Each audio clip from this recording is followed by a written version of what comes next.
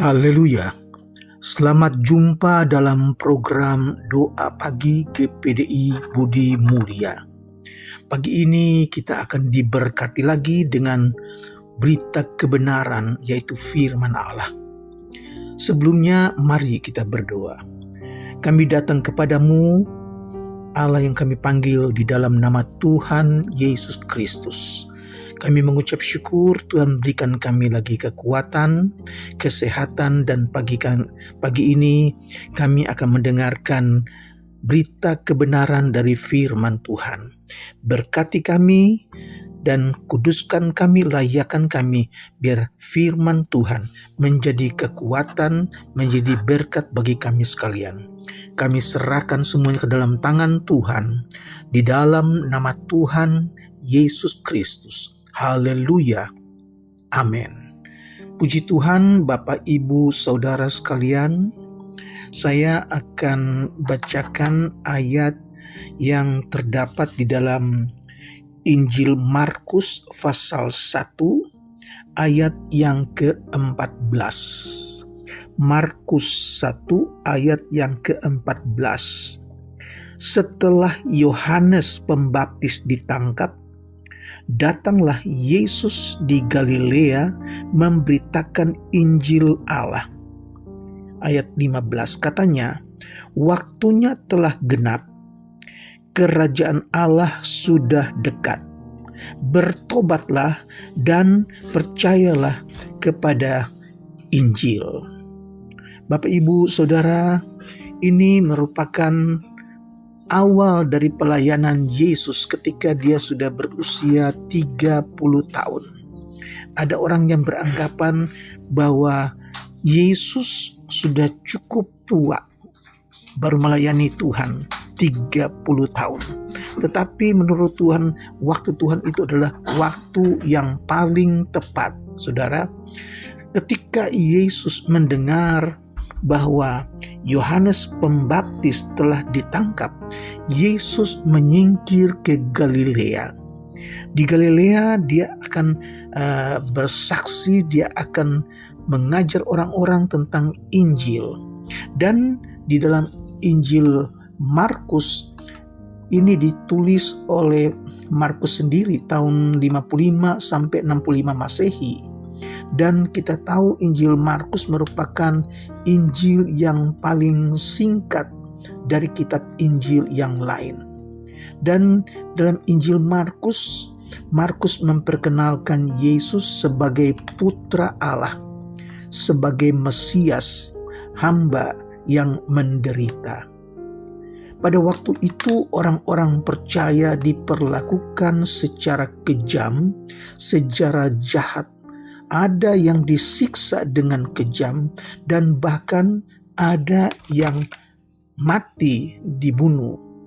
Dan Yesus menyingkir ke Galilea bukan karena dia takut mati, dia takut ditangkap seperti Yohanes Pembaptis, tidak. Dia menyingkir ke Galilea. Di sana ia memberitakan Injil. Sebelumnya dia mampir ke Nazaret.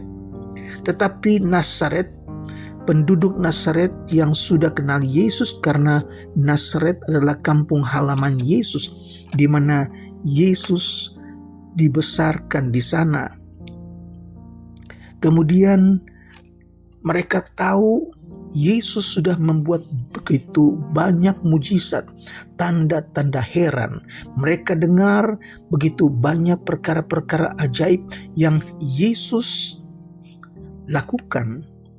Bahkan sejak Yesus katakan kepada orang-orang, bertobatlah sebab kerajaan Allah sudah dekat.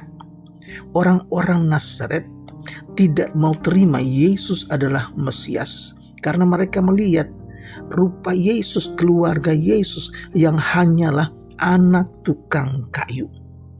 Itu sebabnya Yesus berkata kepada orang-orang yang ada di sana bahwa seorang nabi dihormati di mana-mana, kecuali di tempat asalnya sendiri, di antara kaum keluarganya dan di rumahnya. Bapak, Ibu, Saudara sekalian, ketika orang-orang di Nazaret melihat Yesus, mereka tidak terima seorang Mesias yang dari keluarga yang sederhana, anak dari tukang kayu. Mereka kenal saudara-saudara Yesus, yaitu Yakobus, Yoses, Yudas, dan Simon. Oleh sebab itu mereka tidak mau terima kalau Yesus itu adalah Mesias. Dan Yesus tinggalkan Nazaret, dia tidak membuat mujizat apa-apa di Nazaret, kecuali menyembuhkan beberapa orang sakit dan dengan meletakkan tangannya ke atas mereka. Bapak, Ibu, Saudara sekalian, ketika kita menolak Yesus, kita tidak akan mendapatkan mujizat. Ketika kita tidak percaya Yesus, kita tidak akan mendapatkan mujizat. Tetapi ketika kita percaya Yesus, jadikan Yesus sebagai Mesias, Yesus sebagai Sang Juru Selamat, maka kita akan mengalami banyak mujizat. Yesus, walaupun di Nazaret tempat dia dibesarkan, dia tidak membuat mujizat sama sekali, kecuali beberapa orang sakit yang dia sembuhkan. Saudaraku, sebenarnya Yesus bukan hanya memberitakan Injil seorang diri. Yesus memanggil murid-muridnya. Dia memanggil 12 orang muridnya. Dia tidak bekerja sendiri. Dia memilih 12 orang untuk membantu dia memberitakan kerajaan sorga. Selain 12 orang murid, ada lagi murid-murid yang lain, sehingga total murid-murid itu menjadi 70 orang. Saudara, dan di dalam Injil Matius pasal yang ke-10 ayat yang pertama mulai, Yesus memanggil 12 rasul dan Yesus mengutus mereka dan memberi kuasa kepada mereka untuk mengusir roh-roh jahat dan untuk melenyapkan segala penyakit dan segala kelemahan. Yesus tahu untuk mengikuti Yesus, untuk menjadi saksi Yesus, untuk memberitakan Yesus, beritakan kerajaan Allah. Orang-orang itu perlu kuasa, orang-orang itu perlu mendapatkan kekuatan. Karena tanpa kekuatan yang dari Tuhan, tanpa kuasa yang dari Tuhan, apa yang akan kita saksikan? Apa yang dapat kita beritakan kepada orang lain kalau kita sendiri tidak punya kuasa, kita sendiri tidak punya kekuatan? Oleh sebab itu, Yesus berikan mereka tenaga.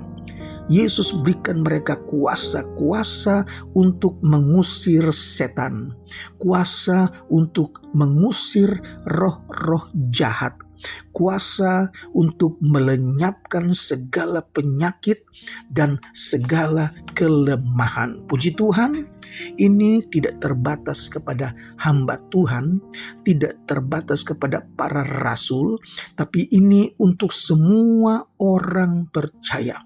Seorang yang sudah lahir baru, seorang yang sudah menerima Yesus sebagai juru selamat, sebagai Tuhan, dia akan dipenuhi dengan kuasa Tuhan dan dia akan beri diri memberitakan Injil. Dia memberi diri untuk menyembuhkan orang-orang sakit, mengusir roh-roh jahat, melenyapkan sakit penyakit dan segala kelemahan. Ini yang kita perlukan dari Tuhan. Ketika kita mau jadi saksi Kristus, kita minta Tuhan, berikan aku kuasa, berikan aku kekuatan, berikan aku tenaga, supaya dengan tenaga, dengan kekuatan, dengan kuasa yang dari Tuhan, kita dapat melakukan banyak hal. Dan itu sebabnya Yesus tahu, tanpa kuasa, Tanpa kekuatan yang dari Tuhan, kita tidak dapat melayani dengan sebaik-baiknya. Dan sebelum Yesus naik ke sorga, dia berkata kepada murid-muridnya, dia akan berikan kuasa kepada mereka. Di dalam Injil, di dalam Kisah Rasul pasal 1 ayat yang ke-8, Yesus berpesan kepada murid-muridnya, tetapi kamu akan menerima kuasa kalau Roh Kudus turun ke atas kamu. Dan kamu akan menjadi saksiku di Yerusalem, di seluruh Yudea, Samaria, dan sampai ke ujung bumi. Saudara, sesudah itu Yesus naik ke sorga, saudara-saudara. Dan dengan kuasa yang dari Tuhan, kita dapat melihat pekerjaan Tuhan dapat berkembang dengan begitu luar biasa. Dengan kuasa yang dari Tuhan, Petrus berkhotbah, 3.000 orang percaya minta dibaptis, dan tiap hari dikatakan setiap hari banyak orang yang percaya kepada Injil. Injil itu terus berkembang. Karena siapa? Bukan karena murid-muridnya, tetapi Tuhan. Karena kuasa Tuhan menyertai murid-murid Tuhan. Kuasa Tuhan juga menyertai Bapak, Ibu, Saudara, bahkan kita sekalian. Kalau kita percaya kepada Yesus dengan sungguh-sungguh, kita minta Tuhan lengkapi aku dengan kuasa-Mu, maka kita pun dapat bekerja dengan hal yang luar biasa. Puji Tuhan, saudara.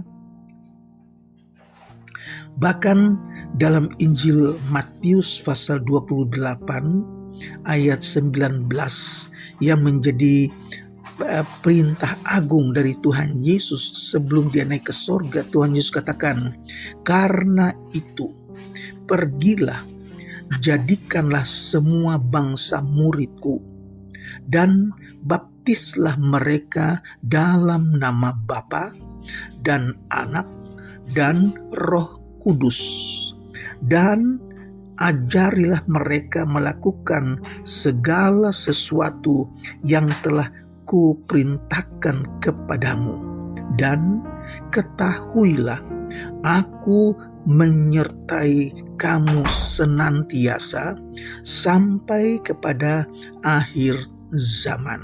Puji Tuhan. Dan sampai sekarang ini kita lihat Injil, pekabaran firman Tuhan, berita tentang kerajaan sorga diberitakan sampai ke ujung bumi.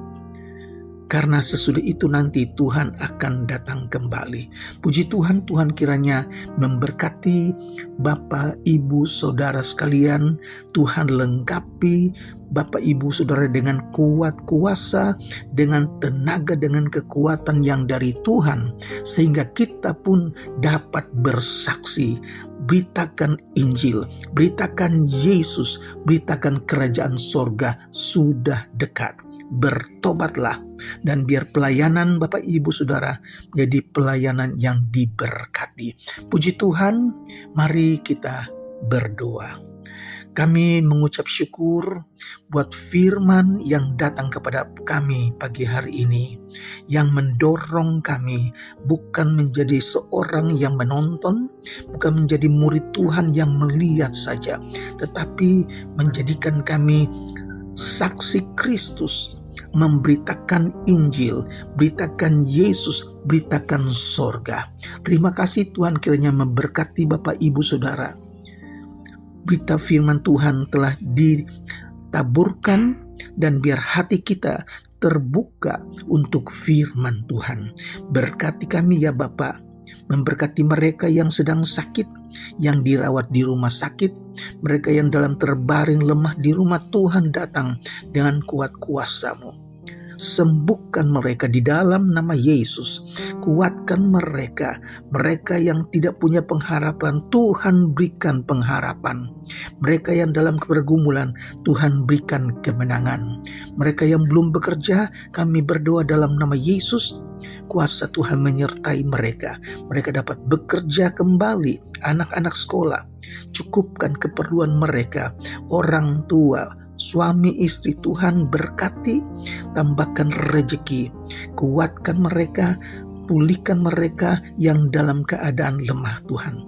Kami akhiri doa pagi ini dengan mengucap syukur, kiranya Tuhan berkenan pakai kami menjadi alat-Mu. Di dalam nama Tuhan Yesus Kristus.